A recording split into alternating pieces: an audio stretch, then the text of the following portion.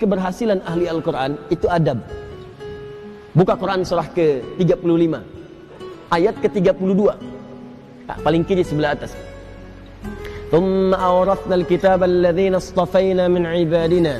Kemudian kami wariskan Al-Quran itu kepada hamba-hamba yang kami pilih. Awas, ada yang rajin baca, one day one juz, one day one ayah, kan?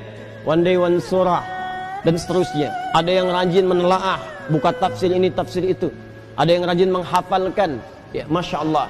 Tapi maaf, apakah semua orang itu dianggap benar oleh Allah ketika berinteraksi dengan Al-Quran? Tidak. Ada 3 golongan. Faminhum zalimun li nafsi. Ada orang yang senang dengan Al-Quran tapi zalim orangnya. Rajin baca dia, rajin, tapi zalim. Tidak mampu menempatkan ayat Quran sesuai dengan tempatnya. Apa? Zalim itu menempatkan sesuatu bukan pada tempatnya. Ini penghapus, buat menghapus tulisan di papan tulis. Asalnya begitu, tapi digunakan untuk melempar orang misalnya. Nah, itu zalim namanya. Gelas, tuh, fungsinya menampung air untuk minum. Gayung fungsinya untuk mandi. Ada orang minum pakai gayung, mandi pakai gelas. Itu zalim namanya. Ada orang sering ngaji, baca qul huwallahu ahad, katakan hanya Allah yang esa. Hafal ayatnya, tahu maknanya, tapi tidak menempatkan ayat sesuai dengan tempatnya. Dia katakan di lisannya semua agama sama.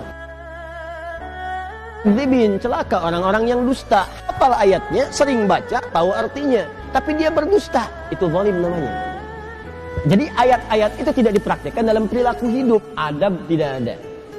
Wa minhum muqtasid, ada golongan kedua, meninggalkan sifat yang pertama, naik tingkat. Tapi belum ada nilai kebaikan pada dirinya, hanya untuk dirinya saja. Muqtasid itu paket hemat. Jadi ahli Quran,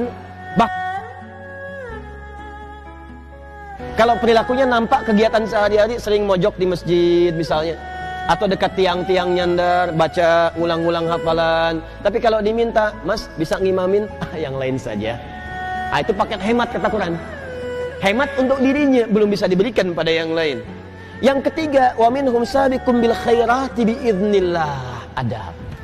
Ada ahli Quran, kesuksesan interaksinya dengan Al-Quran dibuktikan dengan menampakkan perilaku baik dalam kehidupan. Sabiqum bil khairat, kalau bisa nomor 1 dia mengerjakan kebaikan.